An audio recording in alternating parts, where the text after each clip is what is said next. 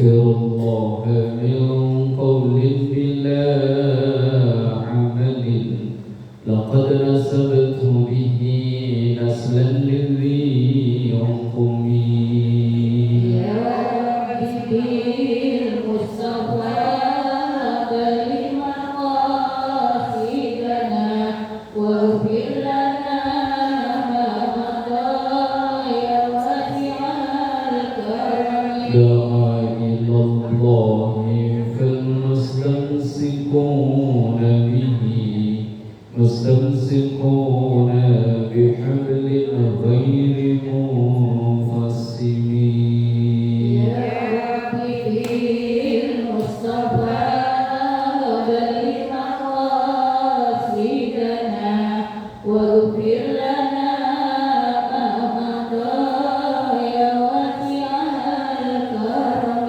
اللهم صل وسلم وبارك عليه وعلى آله وأصحابه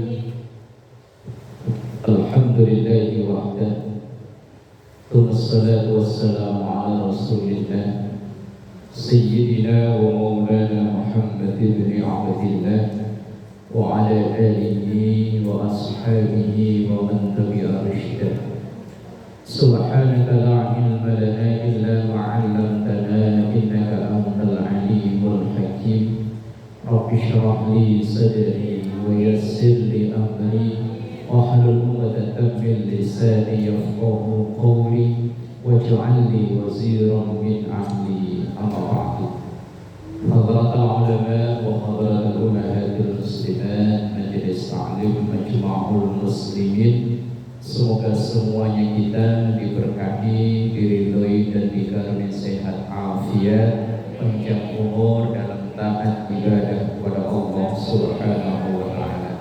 Alhamdulillahirabbil alamin, memuji dan bersyukur kepada Allah, dan bersama kita awali mendoakan kedua orang tua kita, guru-guru kita, para pendahulu kita, dan semua orang yang berjasa dalam hidup kita, terkhusus yang telah mewakafkan, memperjuangkan musala dan majelis taklim ini. Kita doakan anak cucu keturunan kita dijadikan salih salihah, keluarga sakinah mawaddah warahmah, rezeki yang halal dan barakah. Kita doakan apabila ada yang sakit, mungkin keluarga kita dimanapun berada, atau jamaah kita, atau warga tetangga kanan kiri kita yang sakit, kita doakan semoga segera diangkat penyakitnya, dikaruniai sehat afiat. Ala hadiniyah wa ila hadratin nabiyil mustafa Muhammadin sallallahu alaihi wasallam, khususan muallif hadzal kitab syaikhul lahum al-fatihah. A'udzu billahi minasyaitonir rajim. Bismillahirrahmanirrahim. Alhamdulillahirabbil alamin arrahmanir rahim maliki yaumiddin iyyaka na'budu wa iyyaka nasta'in ihdinas siratal mustaqim siratal ladzina an'amta 'alaihim ghairil maghdubi 'alaihim waladdallin. Amin. Bismillahirrahmanirrahim. Melanjutkan ngaji kita dari kitab Matan Ghayah wa Taqrib halaman 42 ya. Bismillahirrahmanirrahim. Faslun, pasal fi ahkami salatil jamaati, yang membahas tentang hukum-hukum salat berjamaah. Kita semua paham bahwa salat berjamaah itu pahalanya 27 kali lipat dibanding dengan sholat sendirian.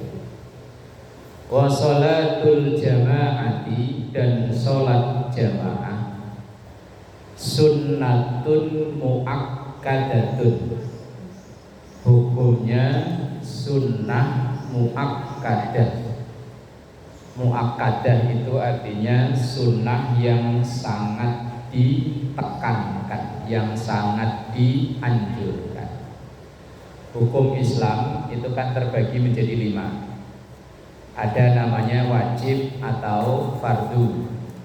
Wajib atau fardu itu dibagi menjadi dua. Ada fardu ain, ada fardu kifayah. Fardu ain itu fardu perorangan, nggak bisa diwakilkan. Kayak kita sholat, puasa. Puasa kan nggak bisa diwakilin ya. Kalau bisa diwakilin enak, yang banyak duit. Ini puasa dong, wakilin saya kasih ini 1 hari 100.000. Ntar lama-lama ada orang buka jasa puasa.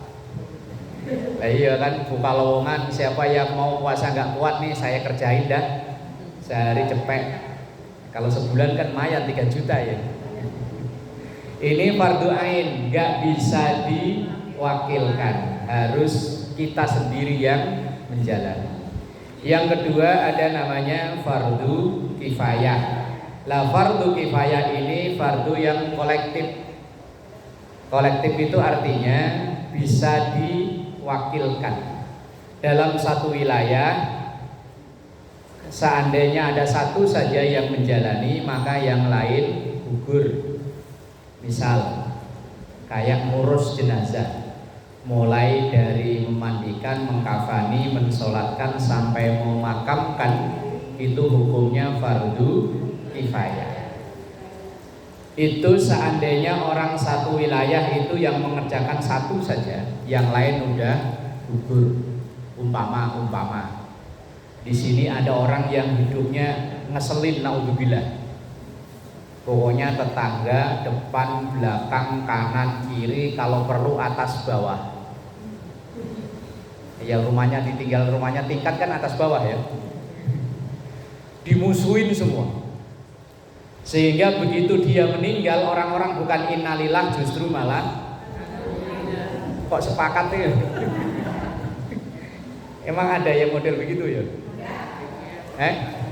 Begitu diumumin di musola, di masjid, misalnya di sini diumumin, Baitul Taqwa diumumin, di Nurul Jannah diumumin, innalillahi sebulan bin bulan meninggal. Langsung orang-orang akhirnya meninggal juga. Alhamdulillah. Kemudian gak ada yang mau takziah, gak ada yang mau mandiin, nyolatin, nguburin. Semua orang sewilayah kena dosa besar semua. Mulai dari RT-nya, RW-nya, ustadznya sampai jamaahnya, kalau nggak ada yang mau ngurus itu jenazah, semuanya kena dosa besar. Tapi seandainya ada satu saja, itu pun orang yang baru pindah, belum dimusuhin. Dia mandiin sendiri, dia kafanin sendiri, kalau perlu diboncengin motor, diikat bawah.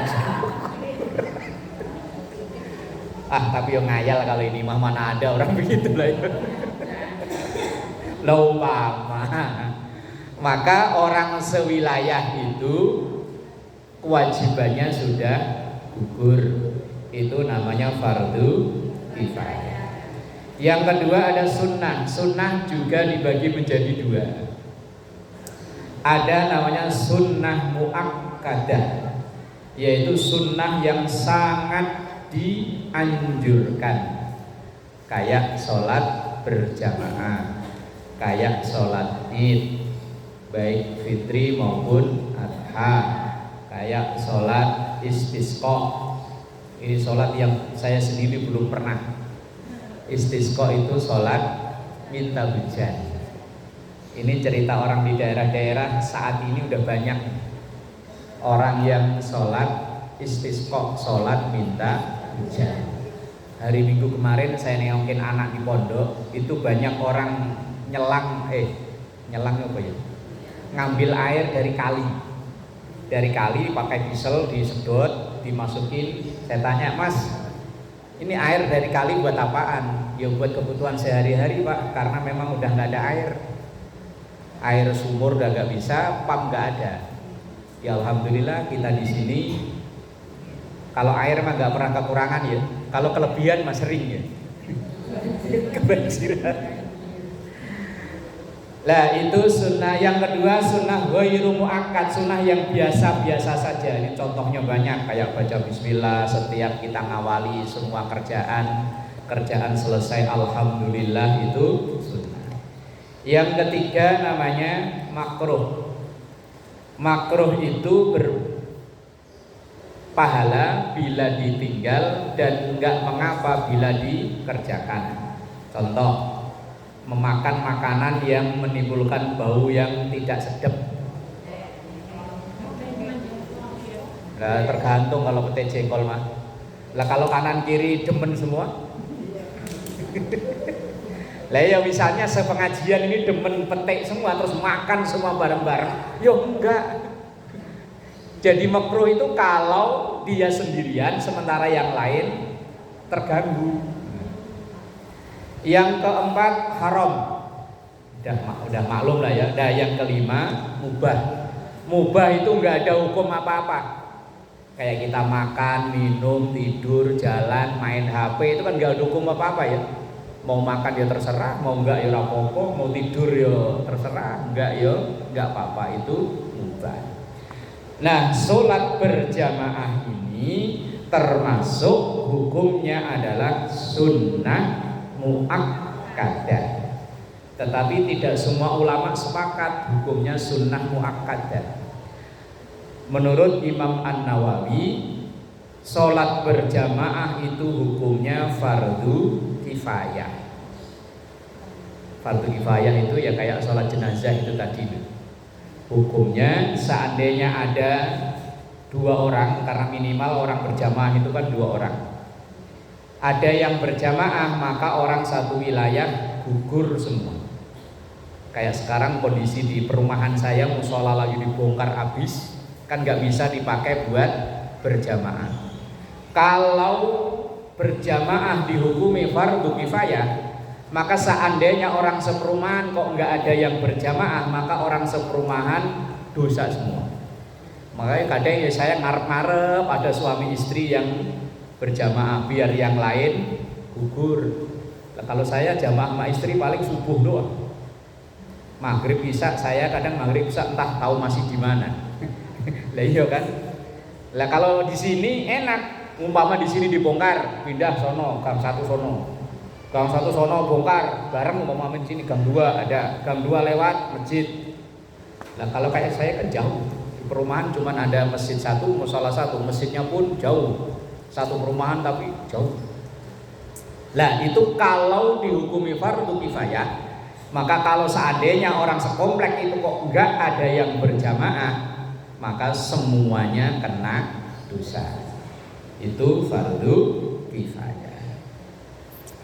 Kemudian wa 'alal ma'mumi, dan wajib bagi seorang makmum ayyanwiya, untuk ia berniat al-iktimama, menjadi makmum, dunal imami, tidak wajib bagi imam. Maksudnya begini, kalau sholat berjamaah seorang makmum itu wajib berniat jadi makmum. Tapi kalau imam nggak wajib niat jadi imam.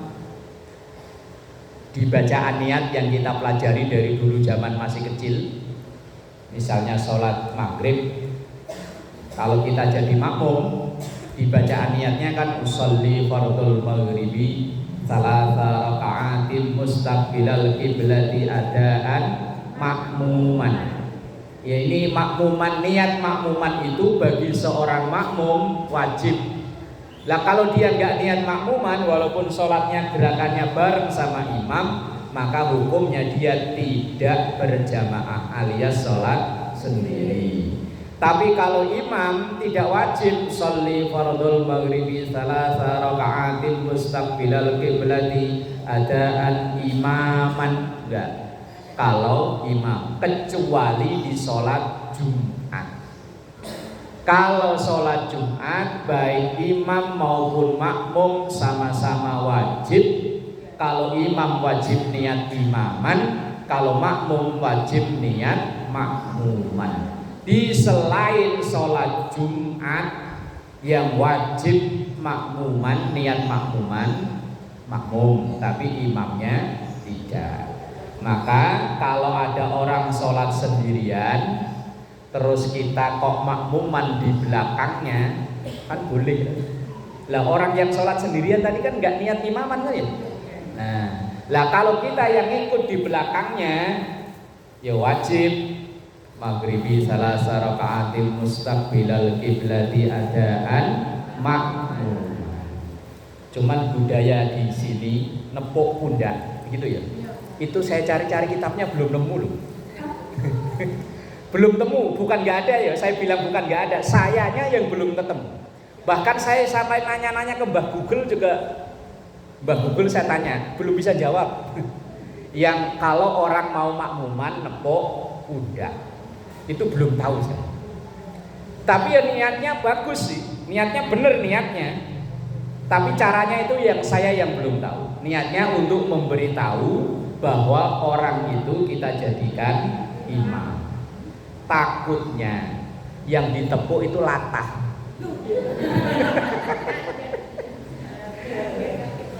Lah iya, orang yang sholat sendirian, kemudian ibu tepuk, ibu niatnya mau jadi makmum, kemudian dia latah, langsung nengok ke belakang kayak orang pakai jurus kuda-kuda, pakai pencak silat kan repot.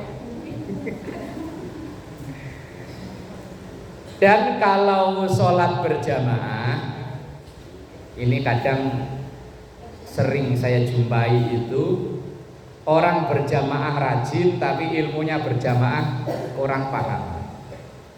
Ini contohnya gimana ya?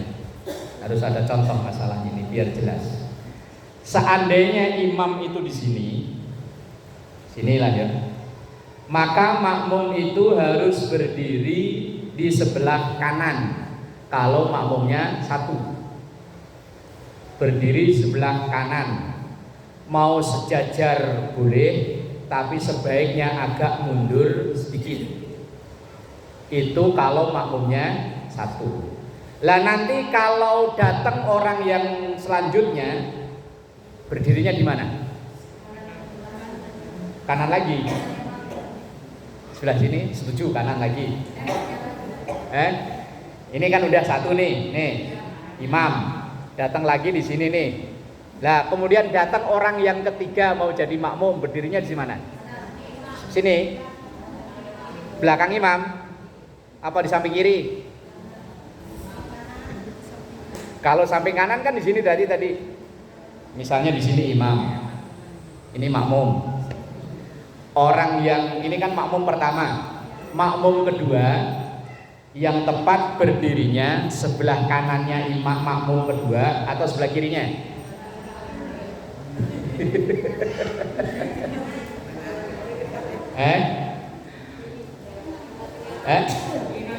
Kiri. Kalau makmumnya pas memang posisinya ini jauh-jauhan begini, ngambilnya sebelah kanan atau kiri? Kiri atau kanan? Kiri. Karena makmum pertama itu jangan berdiri pas di belakang imam, jangan, tapi agak geser ke kanan. Nanti makmum kedua di sebelah kiri, makmum ketiga sebelah kanan lagi. Berarti selang-seling sampai selesai. Yang jadi masalah itu kalau imam dan makmum berdirinya berdekatan. Kayak di sini nih. Contohnya gimana ya supaya enak ya.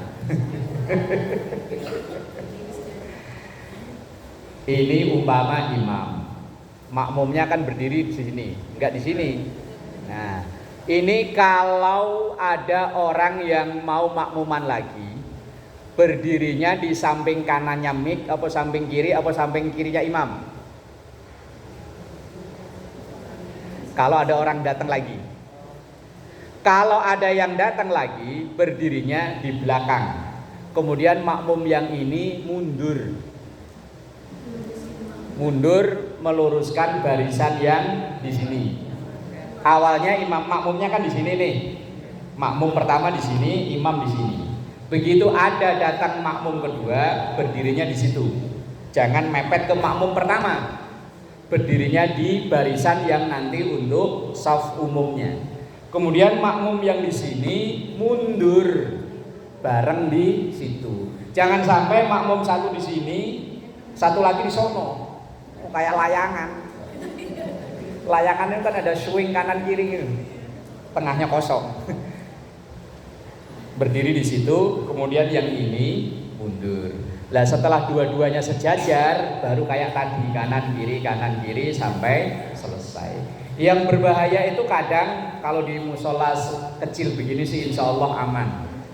Yang sering bermasalah itu kalau di masjid-masjid besar kayak di Islami, itu kalau terawih kadang itu ada yang dulu, kalau sekarang di bawah lumayan rapi. Kalau dulu waktu masih di atas, waktu belum kebakaran itu kadang ada satu sono nyari yang adem deket pintu, ada yang di sini 2 orang, sementara barisan yang ini masih kosong.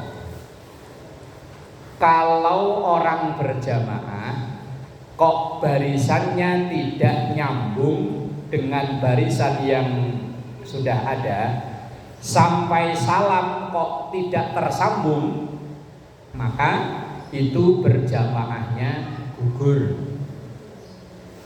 gugur pahalanya. Maksudnya makruh hukumnya, kalau makruh dalam berjamaah maka nilai berjamaahnya gugur. Dan lagi yang sering terjadi itu bareng tepat dengan gerakan imam itu hukumnya makruh. Nah terus kalau kita sebagai makmum kalau mau gerak, nunggu imamnya sempurna gerak. Umpama, ini kacamata imam umpama ya. Inilah yang imam kan sebelah kanan. Ini makmum, ini imam. Misalnya lakum dinukum waliyadin, Allahu Akbar. Udah sempurna ruko, kita baru ruko, Allahu Akbar. Sami Allahu liman hamidah, sempurna itidal, kita baru itidal, sami Allahu liman hamidah. Makanya kalau kita lihat live sholat di Masjidil Haram itu kan imamnya gerak dulu, baru ada kayak istilah backing vokal kalau nyanyi ya. Imamnya kan cuman pelan, Allahu Akbar, kemudian sono Allahu Akbar. Itu maksudnya biar makmumnya itu enggak tepat dengan geraknya imam. Misalnya imamnya ruku, Allahu Akbar, Allahu Akbar. Itu pun dia memberi komando dengan takbir itu setelah imam sempurna. Bila ini kadang di kita gerakannya bareng kayak orang senam aerobik. Ya kan begini kan begini. Lakum dinukum waliyadin, Allahu Akbar. Sami Allah, ini kan bareng berteman. Ini makmumnya kena hukum makruh. Kalau kena hukum makruh maka nilai berjamaahnya gugur, kecuali nggak tahu. Nah ibu-ibu biasanya kalau terawih kan kebagian tempatnya kalau hari pertama, kedua, ketiga kan di luaran. Nah nggak tahu gerakan imam karena mungkin suaranya imam kecil atau mungkin mic-nya mati. Ya bisa jadi malah mendahului ya. Wong pernah di musola saya habis terawih itu ibu-ibu pada ketawa kiki pada datang ke rumah, Pak Ustaz. Tadi sholat saya begini sah nggak? Ceritanya begini. Imamnya suaranya kecil, mic-nya ini naruhnya jauh. Jadi kan karena perempuan itu tempatnya di belakang ada penghalang segini loh setengah badan. Ketika dia sujud, dikirainya imam udah bangun. Begitu dia bangun, imamnya belum bangun. Dia kan begini kan? Begitu nongol palanya kayak kura-kura. Ternyata imamnya masih sujud. Lah habis nongol begitu malah pada ketawa, bukan melanjutin sholat. Karena kayak di komando, begitu nongol katanya sebelahnya juga nongol. Jadi kan lucu kayak kura-kura gitu ya. Begitu ngelihat imamnya belum sujud, belum bangun, akhirnya mereka ya ada yang sujud lagi, ada yang pada ketawa karena kepalanya doang yang nongol. Lah habis terawih, orang anak pada tadarusan pada nyusulin ke rumah. Kalau tadi tidak ketawa, sholatnya nggak batal. Yang batal itu bukan karena itunya, ketawanya. Lah terus kalau yang sudah palanya nongol tadi kok diem saja kemudian balik lagi, wis ora apa-apa. Tapi kalau sudah bangun, udah duduk sempurna, ya udah tungguin sambil duduk. Terus kasus lagi biasanya kalau witir terakhir mau kunut, imamnya Allahumma hdina, kirain makmumnya Allahu Akbar. Jadi pada turun kan? Kalau turunnya sudah posisi sujud sempurna, jangan bangun. Tapi kalau baru turun, dengkul baru nyampe, tapi belum sujud, bangun lagi. Kalau sudah posisi sujud, ini udah nempel ke tempat sujud, ya wes tungguin di situ. Lah kalau imamnya kunutnya lama, ya resiko. Imamnya kunut lama, apa aja dibaca Allahumma, kita begini. Mana karpetnya nggak pernah divakum, bau cengir-cengir. Itu orang berjamaah. Jadi wa alal ma'mumi ayyan wiya al-ittimama dunal imam. Kalau makmum wajib niat makmum, tapi kalau imam tidak wajib niat jadi imam, kecuali sholat Jumat. Karena sholat yang berjamaahnya wajib itu sholat Jumat. Kalau yang lain enggak, walaupun ada yang tadi menghukumi wajib kifayah. Kalau Jumat itu hukumnya wajib berjamaah. Udah pernah sholat Jumat belum? Belum ya? Nggak pengen nyobain? Kali-kali gitu di Nurul Jannah Bu Haji ya, sediain tempat khusus di atas atau di mana gitu. Khusus emak-emak. Boleh. Cuma memang di Jakarta ini tidak umum. Kalau di daerah mertua saya ya perempuan pada sholat Jumat, tapi rata-rata yang udah sepuh, yang udah nggak ada kegiatan kemana-mana, kalau sholat Jumat pada itu. Boleh. Bismillahirrahmanirrahim. Wa yajuzu, dan boleh ayat tamma untuk menjadi makmum al-hurru, orang yang merdeka, bil abdi, dengan hamba. Sekarang sudah nggak ada, semua kita statusnya merdeka.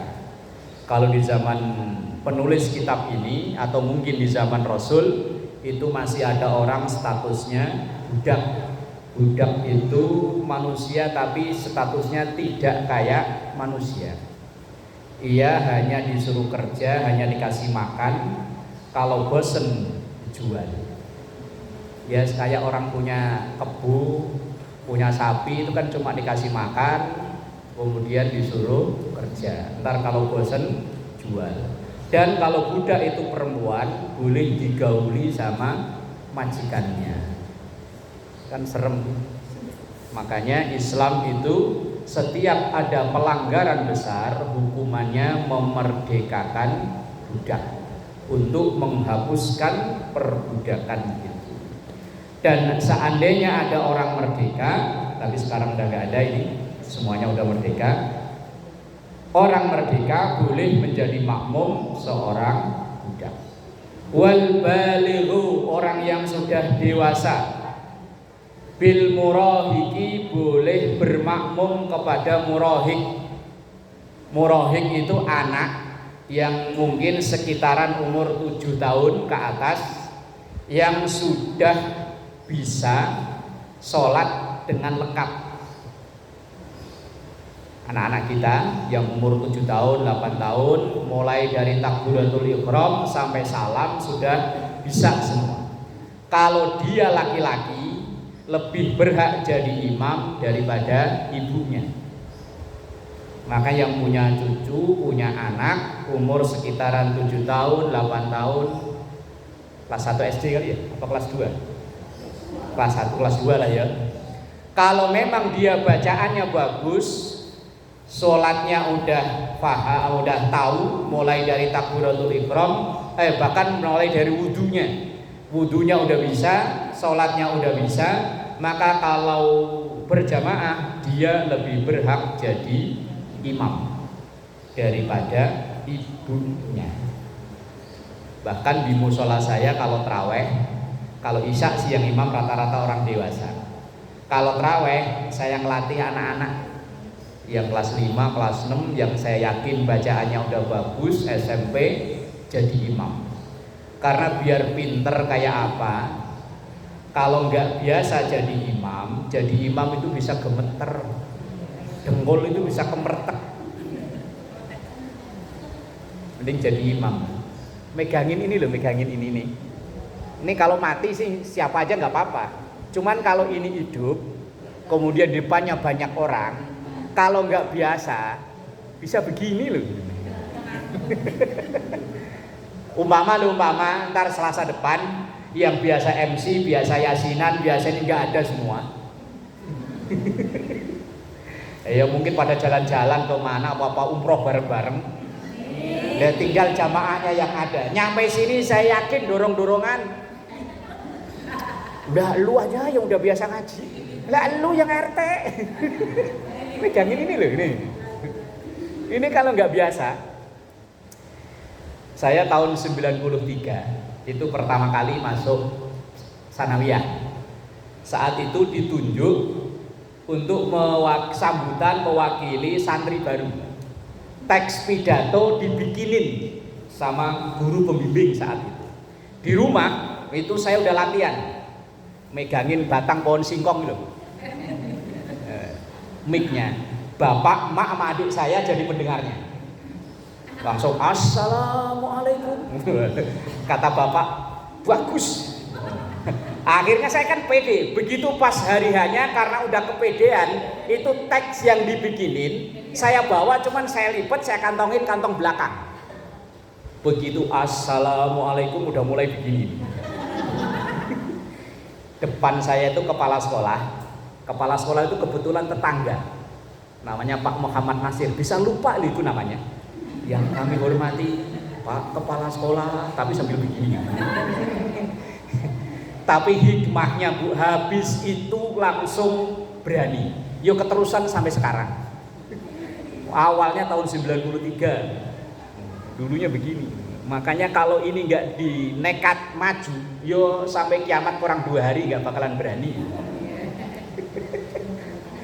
Ya semuanya khususnya yang masih agak muda-muda ya, biar yang MC, yasinan, tahlilan itu nggak 4L, lu lagi. Lah iya. Biar ada regenerasi. Begitupun ngimami begini loh. Walaupun dia sholat sendiri udah hafal, dia bisa akhirnya karena redek gemeter, wah baca paling pendek ya. Inna a'toina kal kausar fasholli li rabbika wanhar. Inna a'toina kal kausar fasholli li rabbika wanhar. Inna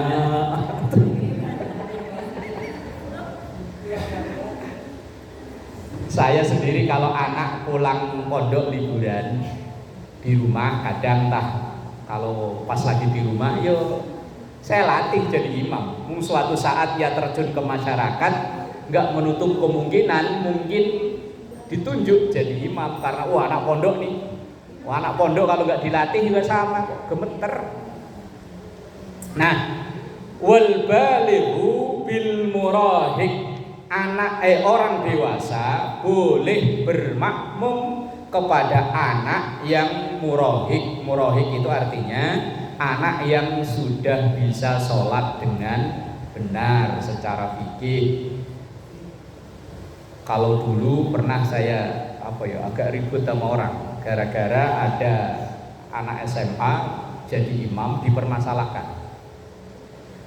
Ya memang yang mempermasalahkan ya tokoh masyarakat di situ lah. Terus saya bilang, Pak, tidak ada halangan orang yang dia beralasan kalau belum menikah nggak boleh jadi imam, alasannya dia. Saya tanya begini, Pak, cariin satu kitab dari yang paling tipis sampai paling besar kalau ada persyaratan bahwa seorang imam harus sudah menikah. Terus dia bilang katanya, loh etika itu ukurannya apa? Etika itu ukurannya ya ilmu. Lah dalam ilmu pengetahuan, dalam ilmu fikih nggak ada larangan orang yang belum menikah tidak bisa jadi imam. Kalaupun ada aturan jadi imam, yang paling pertama adalah qori. Qori itu artinya orang yang bacaannya paling bagus walaupun dia masih murohik tadi itu. Murohik itu ya anak umur 8 tahun 9 tahun. Kalau memang dia bacaannya bagus, maka dia yang lebih berhak jadi imam daripada yang aki-aki tapi bacaannya inna nggak kelar-kelar tadi. Lah kalau kuliah ayyuhal kafirun kan panjang, kalau kegelibet-gelibet masih pantas. Lah inna nggak selesai-selesai. Inna aturan 2 kali bisa jadi 6 kali. Kemudian yang kedua, orang yang berhak jadi imam setelah qori adalah alim atau faqih. Faqih itu artinya orang yang ilmu pengetahuan agamanya mencukupi. Lah setelah itu baru umur. Lah kalau ada yang umurnya iya, qori iya, faqih iya, ya dia yang paling berhak jadi imam, bukan masalah umur. Enggak. Ukuran jadi imam itu bukan umur. Pertama adalah qori. Qori itu orang yang bacaan Qur'annya bagus. Lah kecuali sholat duhur asar. Duhur asar mah yang penting modal bisa Allahu Akbar sampai Allahu liman hamidah sama assalamualaikum yo beres. Nah kalau maghrib, isya, subuh, apalagi Jumat, apalagi sholat id yang hadir banyak, kan yang dicari imam yang suaranya enak, suaranya bagus. Kita ini kalau makmuman, imamnya suaranya enak, suaranya bagus, biar bacaannya agak panjangan yo nggak apa-apa. Udah bacaannya muter-muter, belibet, nggak karuan, nggak kelar-kelar, repot. Kemudian wala tasihhu qudwatu rajulin bi imra'atin, dan tidak sah makmumannya seorang laki-laki kepada perempuan. Lah kalau kita misalnya ngimami di rumah, semuanya perempuan, tapi ternyata ada anak kecil satu yang jadi makmum. Kalau anak itu yang sudah murohik itu tadi, maka tidak sah. Maka dia yang jadi imam. Tapi kalau anak kecil yang baru 4 tahun, 5 tahun, atau mungkin udah 15 tahun, tapi mainannya masih anak umur 5 tahun, umurnya sih udah 15 tahun, cuman mainannya mobil-mobilan. Ya berarti kan akalnya kurang dari seliter ya, cuman 8 on apa berapa ya nggak apa-apa kalau itu. Kemudian wala qari'in bi ummiyin, dan tidak sah makmumannya orang yang qari, orang yang bacaannya bagus, bi ummiyin. Ummi itu bukan ummi ibu loh ya, bukan. Ummi itu orang yang bacaan Qur'annya nggak bagus. Maka kalau ada orang yang bacaannya Quran fasih bagus, ia nggak boleh menjadi makmum pada imam yang bacaan Qurannya nggak bagus. Maka saya dulu pernah menolak seseorang itu jadi imam. Bahkan ya menurut orang, saya termasuk yang apa ya, dibilangnya songong apa ya. Orang itu udah mau jadi imam, saya tepuk tangan dari belakang. Saya tepuk tangan ini. Begitu dia nengok, mundur. Karena saya tahu bacaannya berantakan ini orang, tapi semangatnya jadi imam luar biasa. Asal tengok, saya masih tinggal di sini. Asal tengok saya nggak ada, dulu almarhum Pak Ustadz Karim nggak ada, terus Ustadz ini nggak ada, langsung maju. WD-nya luar biasa, tapi ya memang kostumnya keren sih. Sorbannya gede.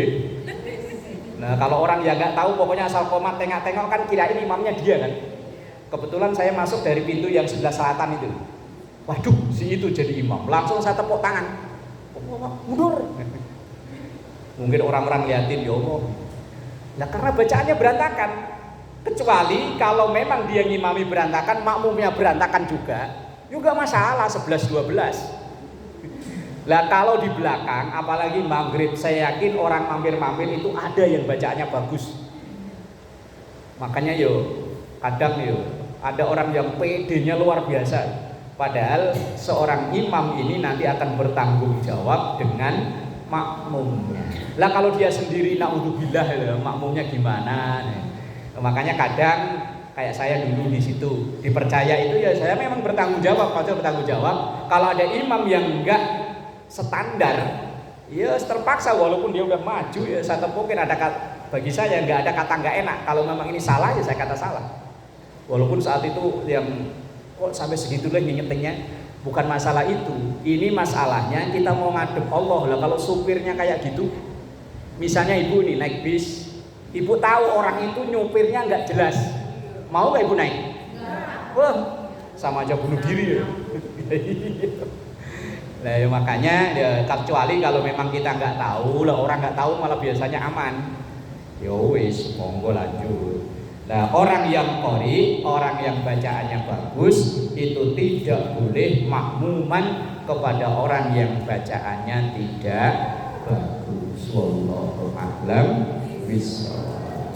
Al-Fatihah. Alhamdulillah.